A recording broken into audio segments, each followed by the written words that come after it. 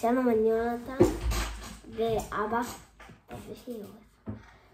היום אנחנו רוצים לספר לכם על פרשת בראשית. שזה הפרשה הראשונה בתורה? שזה הפרשה הראשונה בתורה. אתמול סיימנו כבר את... שבוע שעבר, לא אתמול. אתמול סיימנו את... שבוע שעבר, לא אתמול. שבוע שעבר אנחנו סיימנו את פרשת וזאת הברכה. ואת התורה כולה. ואת התורה כולה, ואנחנו מתחילים את בסימנת טבע.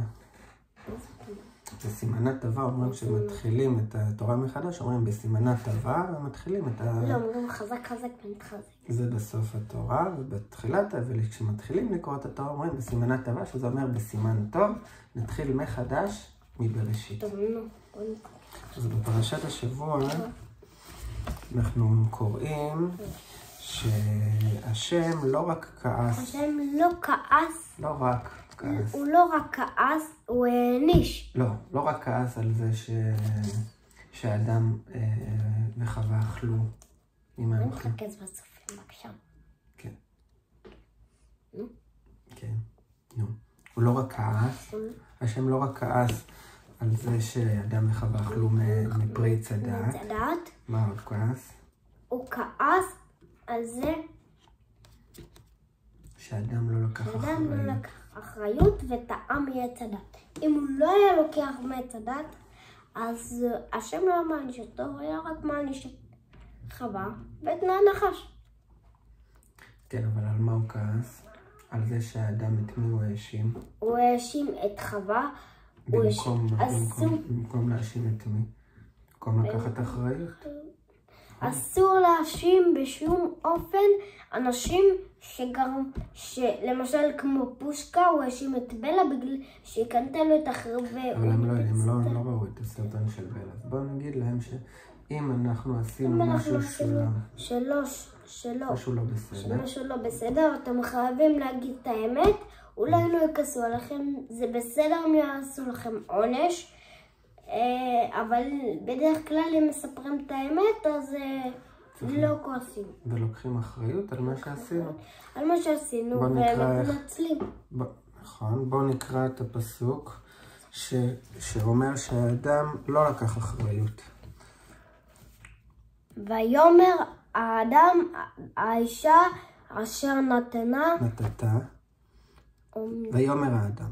האישה אשר נתתה עמדי, היא נתנה לי מן העץ ואכל. זאת אומרת שהוא האשים את חווה, נכון? הוא לא לקח אחריות. הוא האשים את חווה, הוא לא לקח אחריות. אם הוא היה לוקח אחריות, כנראה שהוא לא היה מעניש אותו, והוא היה מאשים את הנחש ואת חווה. אולי, אבל מה שבטוח זה שהאדם לא היה צריך להאשים את חווה. מי בסוף אכל את הפרי עץ הדעת? שלושתם. רק שניהם, אדם וחווה. אבל נחש קיבל 2. מה הוא קיבל? הוא קיבל שיגזרו לו את הרגליים ושכל מה שהוא איתם יהיה חול. נכון, אבל לא בגלל שהוא טעה מהפרי, בגלל שהוא פיתה, בגלל שהוא גרם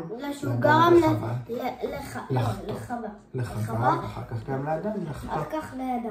והאדם שחווה נתנה לו את הפרי, הוא העניש. הוא היה חייב לאכול?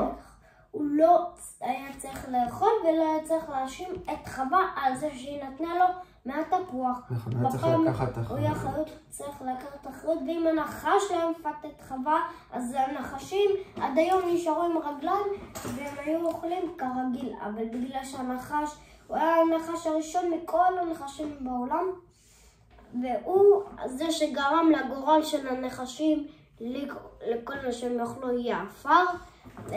אז איזה לקח אנחנו לומדים מהפרשה, שאיך אנחנו צריכים להתנהג?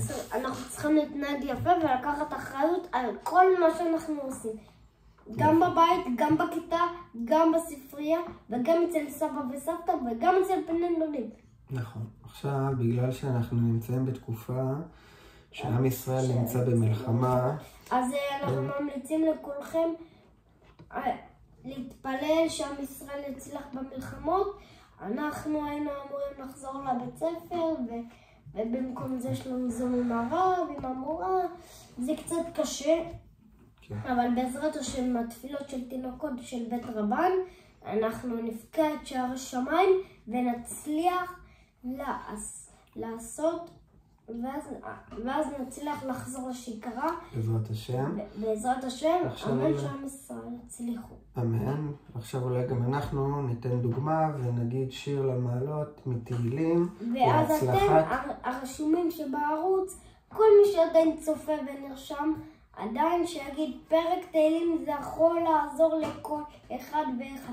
השם יפקע שער השמיים, ובעזרת השם החיילים ינצחו במלחמה. בבקשה, בוא נגיד שיר למעלות. אני אגיד אבל בלי אתה. שיר למעלות אשא עיניי אל ההרים מעין, יבוא עזרי, עזרי מעין אדוני, עושה שמיים וארץ, אל ייתן למות רגליך, ואל ינום שומרך, הנה לא ינום ולא שן שומר ישראל, אדוני שומרך, אדוני צילך, על יד ימינך, יומם השמש לא יאבק וירח, בלילה אדוני ישמורך מכל רע, ישמור את נפשך, אדוני ישמור צאתך ובואך מעתה ועד עולם.